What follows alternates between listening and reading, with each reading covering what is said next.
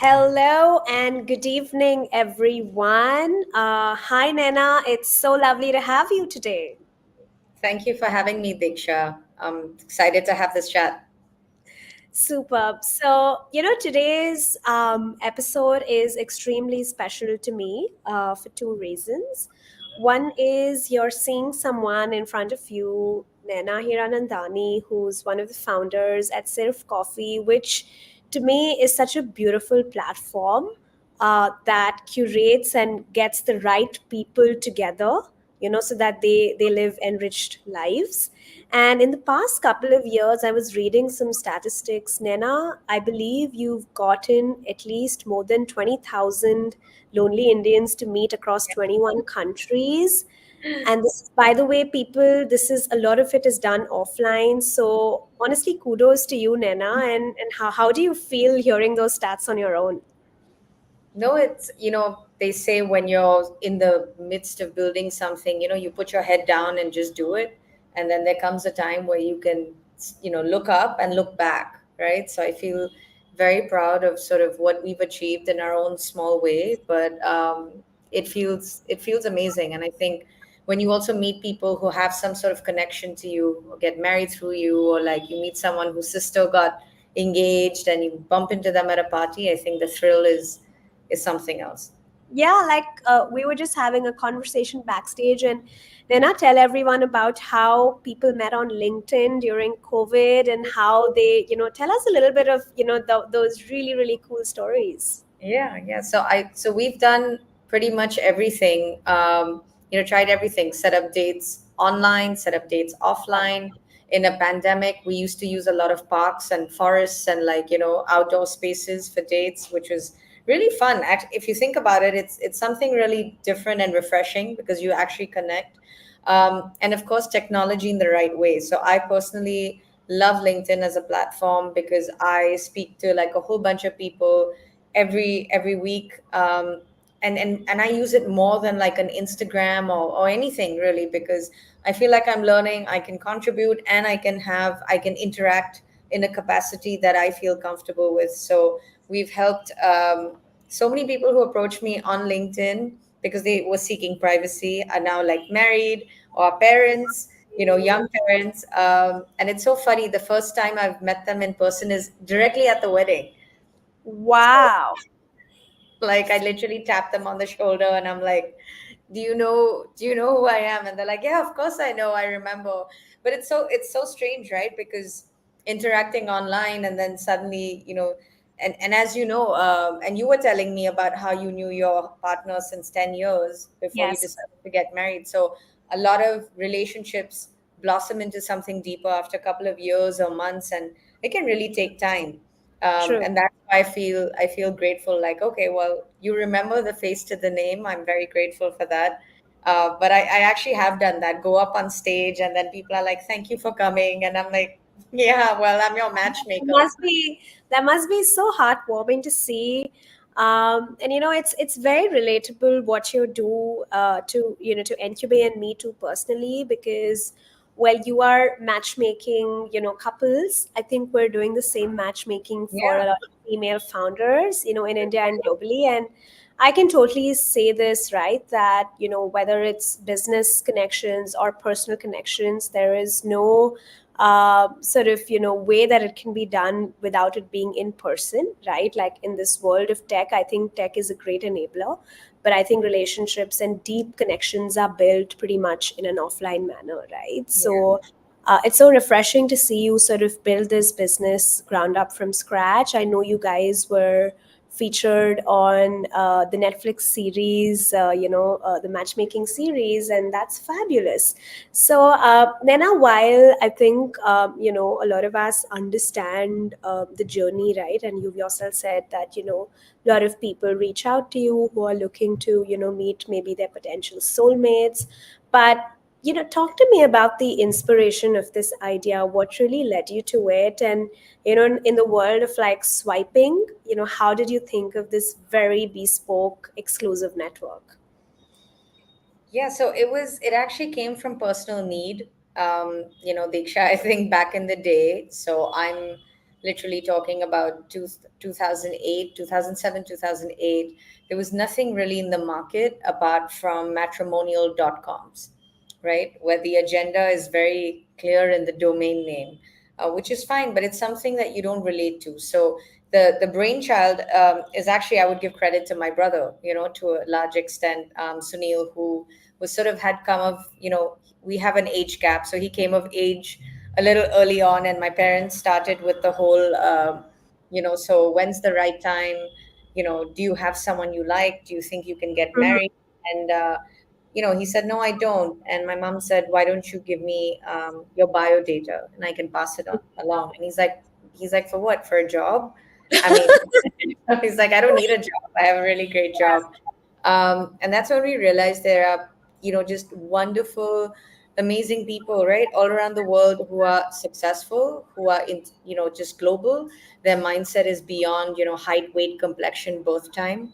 These were standard parameters being used to match make you with somebody, right? So like the Kundli business, or like I mean, in my community, and I'm Sindhi, there was a lot of like Maharajas and Panditjis, who Yeah. had their own work. So there was like a Panditji who would deal with New York and Dubai. There was a Panditji who South Bombay. Wow. And yeah, it was like a little business, which is Yeah. fine. And you don't know what this person's about. You don't know what they feel. You don't know their personality.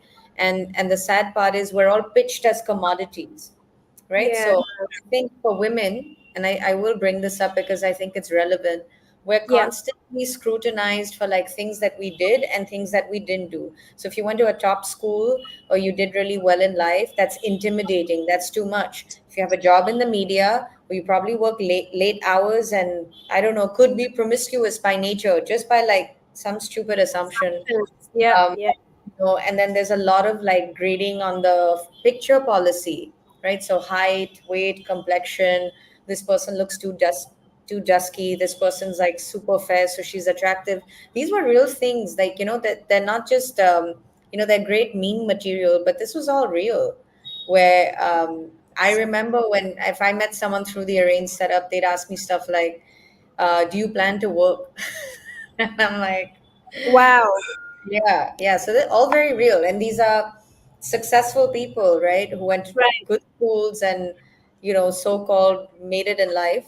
And I think we needed a fresh approach to this whole thing. So we built Surf Coffee as, just as a test, as an experiment, just by virtue of our personal networks. And at that time, Diksha, there was not so much. There was, no Twitter, Instagram, all of this. So a lot of networking was all in person.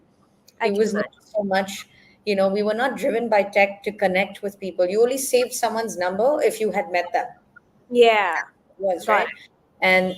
And so people found it very exciting to go on a blind date with somebody who was handpicked, who was chosen, after an interview, or at least, I mean, I think we've never promised someone that, hey, if you come on Surf Coffee, you'll walk away with a life partner. I think that's a very arrogant way to think. But I do know for a fact that they'll walk away with good connections. Like they will feel like I learned 5 things, I met some amazing people, regardless of outcome, right? Because that's something no one can predict, right? There are dates that I may feel a little lukewarm about, and then they really hit it off, and then they get married after a year. Or there Right. are dates I feel very strongly about. It could be right, and then sometimes I'm not. So it's a very matchmaking is more of an art than a science. And I think we wanted to formalize things in a way where you don't feel like a product Right. being in the market, and there was complete privacy, right? So I think all of those things were so refreshing and exciting. And it was by invitation initially, so only if you knew Sunil or you knew Nana, or you knew someone who's on Surf Coffee is when you like learned about it. Cut to like now, everyone's pimping themselves out all the time, which is Yeah. very, very hard. Like for someone like me, I'm not somebody who likes to be at the forefront all the time. I'm again like do your work and your work will speak about you. So now Mhm. it's the world's change, right? Where if you don't speak about your work, And it's no one just knows you. no one knows you. Yeah. Yeah. No, So I mean, it's yeah. I think it's so relatable what you're saying, right? I think just like I said, right, relationships are so much about art and connection, right, and very little bit about tick boxes, right? And I think that's exactly what you're trying to solve. So, Nana, I mean, of course, I'm sure there would be a lot of challenges and a lot of opportunities, right? Both that sort of come whilst building a very exclusive platform that is local as well as international, Yeah. right? For dating. So, talk us through some of that, and especially some of the unique findings, right? That really made you think, wow, what we're doing is there's a need, it is working, even in the times of like a Tinder or, a Bumble and stuff like that. Yeah, yeah. I think there's been, Diksha, a big return to offline dating. So what happened is there was the dot coms, and then there's boutique sort of spaces in between for like smaller companies like us, right? Who prioritize the whole personalized sort of approach. And then you have the other end, which is the apps, right? The world of apps, which are like this monstrous black hole of, you could swipe and meet a new person every day. Let's put it that way. Now, what this has no control over is the caliber of the person you're meeting, right? So you don't know if this person actually went to LSE, like they graduate from there, did they did like some 6 month summer school, because those are two very different things. You don't know if this person's actually like working or like has purpose, right? It's all a lot of like what you see. And then you have a second component which I find concerning is general like authenticity, right? So not just authenticity of the person, but of intention. And I think that to me is the biggest like problem we're solving, because that is what sucks your time away, right? It's very simple. Like today, if two people meet or they interact, we're all very communicative on why we're sort of meeting, why are we interacting. And I think when there's no intention, there's no consensus of intention. You have an app on which people are looking to hook up, people are looking to explore, right? Not just relationships but identities, sexualities. Like it's a whole different ball game. And then you'll have, I mean, I've met people who've said, oh, Nana, I went on this app and I saw my friend's husband there. What do I do? I said, that's a question for Oprah, not for me. I can only help you find somebody. I like um, that. so you see, there's a platform with just everyone and Yeah. anything on it, right? And I think we've sort of pushed that all away to sort of really focus on mindfulness, right? On the mindfulness of meeting somebody, of your time, of quality over quantity. And I think that's what sort of really stands out till today, because once you get on an app, you use it for 2 3 months, people get tired, they get fatigued, they get angry with the world. Like I've noticed that, you could meet I've someone. noticed that as well. I've seen that in a couple of people I know, that they'll either use it excessively or they'll completely delete it and then they'll badmouth it, right? I've seen that behavior. The latest addiction is not cocaine, it is dating. It's Wow. actually a dopamine hit. When someone swipes on you or like chats you up, pays you a compliment, you feel like this surge of like adrenaline, right? Where you're just on display but you're not really available. And I think that's caused a whole series of psychological behavioral problems, right, in dating. So for example, how did ghosting actually come about? Right back then when I was in college, or like just in my 20s and dating, like we had cell phones, we had SMS, but it was very hard to like just disappear on someone. Like you felt a sense of responsibility to respond, even if it called you, like it cost you back then 1 rupee per message. You're just like, no, I need to reply. I can't like not reply to this person. Or if someone asked you out, you were kind of like in a position to feel compelled to respond, right? Whether you're interested or not interested. And the irony is, Diksha, we're like hyper connected, right? We're like online on three different platforms. We have Instagram. People are sliding into it. They don't chat on WhatsApp anymore. They slide into DMs or they're on Snapchat. And this is the generation that can't tell someone like, hey, it was great meeting you, but I'm not interested. Like I don't, I see this as a potential friendship, if anything else. This is when people will disappear, or they will take you right till the edge where this guy has invested 3 weeks into talking to you every night. He knows what your favorite TV show is, where you last went on vacation, what your cat's name is, and then just one day disappears in the middle of nowhere. At the click of a button, you could be blocked. And that's the way True. things have gone down. So I think, with technology and swiping, there is back then when a dot com was out, people are like, how can I go online? How can I go on Surf Coffee and put in my personal information, upload a Right. book? And I said, no one's going to see that. It's just for us. This is for matchmaker reference because this is our like sort of directory. It's not a public directory. Right from coming full circle to like now people we buy toilet paper at the click of a button, right? Yeah. So now Surf Coffee suddenly become the mecca of like quality dating. So I'm just going with the ride. I think 5 years from now we'll have like even more bizarre problems where you may be in a relationship with someone who's not human, you know? Like this AI thing is really kicking in, and we've been to a couple of, we go to industry conferences and stuff like that, and it's gotten really, really sophisticated where it's hard to tell, even on a screen, if someone's a real human being or not. That And is so you true. see No, countries no, like Japan really getting into this. So I think at the core of it all, like you said, a personal connection needs a human touch and needs you to be present and like into the whole thing, right? It can't be that I am busy, therefore I don't have time, therefore I'm not willing to invest. Just like someone would invest in an executive coach or a personal trainer, right? All of these things are an investment in yourself. You don't get a trainer because like you have nothing better to do with your money. It's just because you right. want to work on health and fitness. So I think dating also needs that push because it's an exercise in self-awareness. A lot of people don't know why they're so angry. A lot of Hmm. people don't know why they're so judgmental about Hmm. someone, right? Like they meet someone for the first time and they'll come back with a list. You were talking about check boxes. Yeah.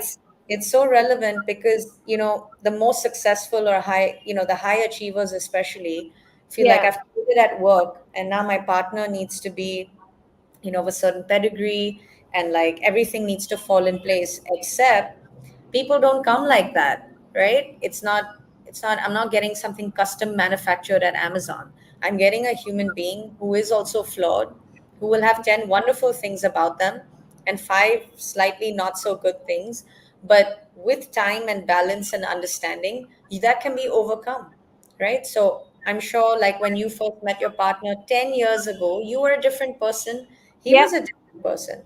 And if you didn't grow together or make the effort, you have to make effort. That's another thing people don't want to do. You Yeah. know, it's not. Invest time, especially.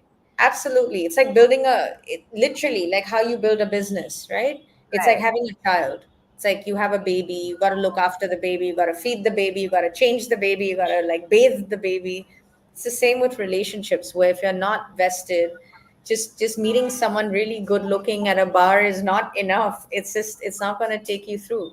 So I think there's a lot of other work that we do like Yeah. that just comes with sort of, development of like a mindset of like maturity of a larger thing, right? That sort of is not taught to you Right. when you're younger. Like if you treated someone like shit and you were in college, she'll go and tell 5 friends and like not like you, but then you can't, on Surf Coffee, like we're also quick to sort of call this stuff out, Right. right? Especially like, if comms are weak or like if someone, they'll be like, oh, she's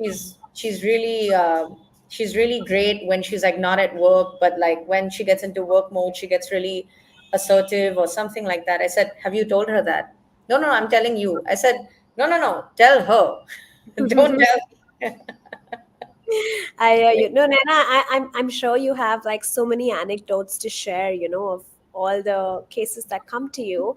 But help me understand this as well, right? I'm sure, sort of, you know, building a business in the dating sphere in this domain must have come, and I'm sure it already comes with a lot of its own challenges, right? For example, you know, I'd love for you to also tell everyone, how do you operate as a company if not the swiping way, right? What are the Yeah. channels that you use? I know some of them, but I'd love for you to talk about that, and also specifically talk to us about you know, some of the challenges you faced, because while a lot of the world is building, you know, X, you guys are completely building in the opposite direction, and I'm sure that there's merit to that, and it must be tough.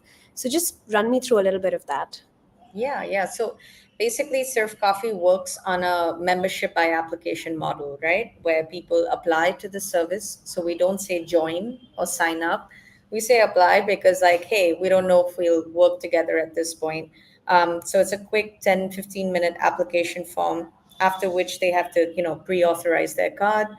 So that validates time and intent, and that's a really big thing too, because that was, Diksha, like a whole different battle to fight, right? Like, why should I swipe if I don't know you? And again, it's about valuing, sort of several factors at play, where this just a swipe validates intent, right? Or the fact that you put your money where your mouth is, right? And I think that holds true in so many industries, but we were the first players to sort of do that. And then the third step is an interview or a meeting, right? So it's not meant to like get all formal and like judge each other, but like just to have a chat, like what's really on your mind. You say you're a progressive person, but what does that mean to you?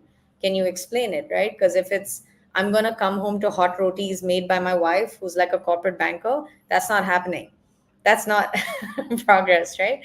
And then once we sort of do our basic due diligence and sort of really feel confident of giving this a shot, that's when we onboard someone as a member.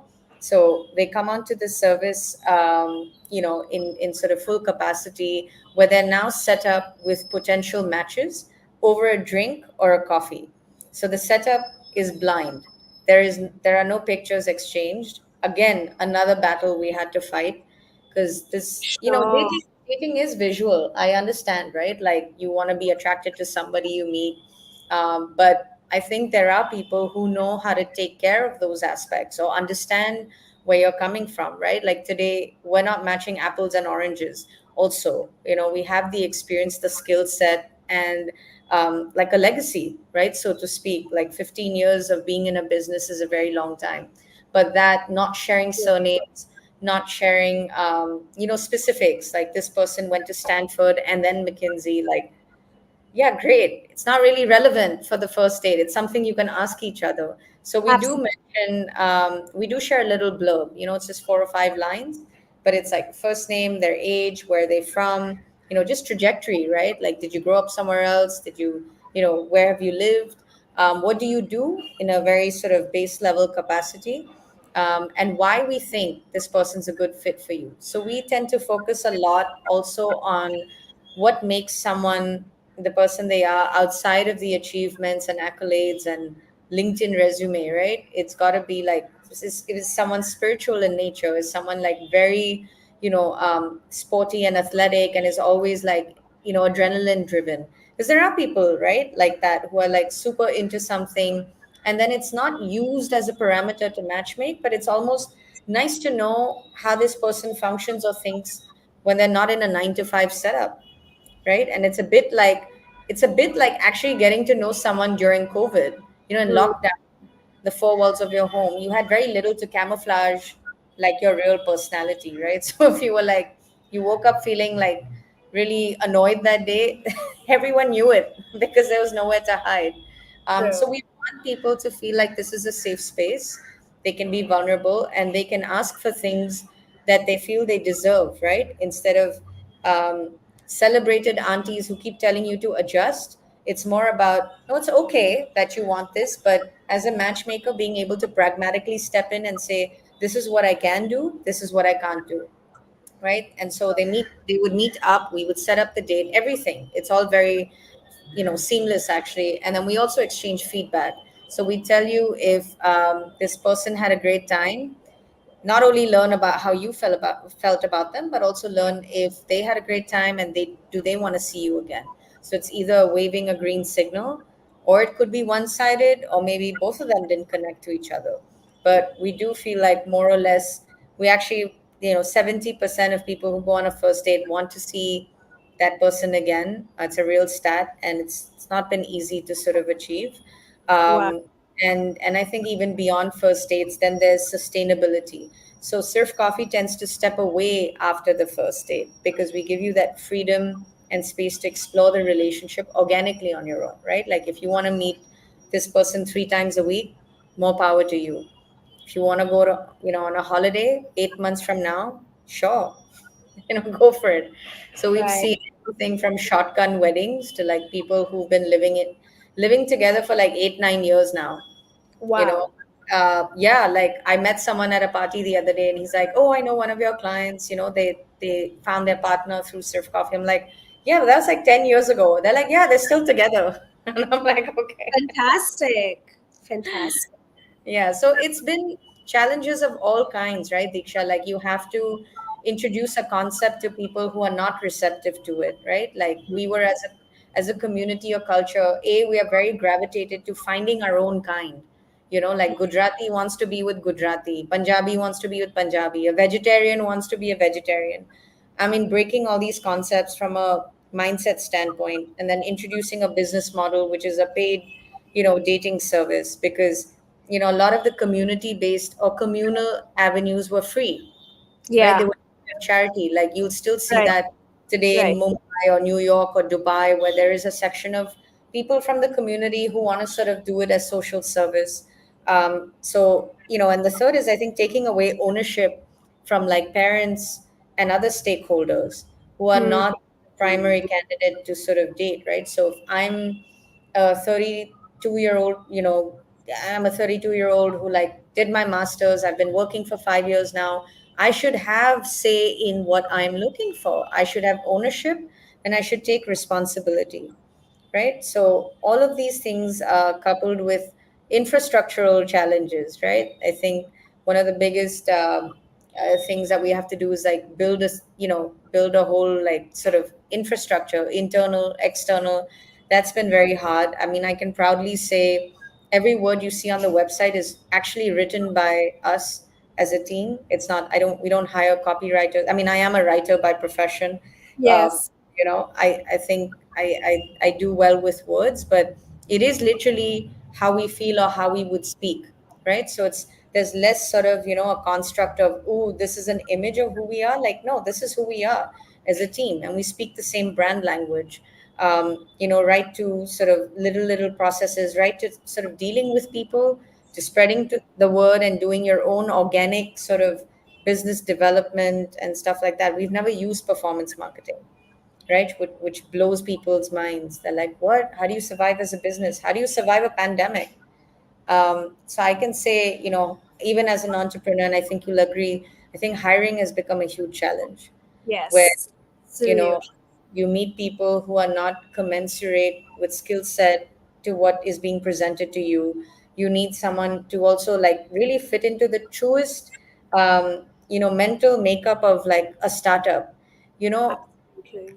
and I'm sure you meet a lot of people that you've helped and help get funded and stuff like that. But I find that a whole segment of people start a company now because it's going to like give them something back, in the sense give them a great exit, or they're going to raise money, or they're going to become famous. Yeah. No, that's another thing. Like ever since Shark Right. Tank came to India, like I don't know, like thousands of people have asked me why we're not on it. In fact, I was on a Shark Tank discussion without featuring on the show, because the host was just like, "This is so cool! Like I'm gonna throw you in anyway," and I'm like, "What?" Which makes, but you see the allure of entrepreneurship, Yeah. seeing like this. Oh my God, young founder, 30 under 30, like it's really hard.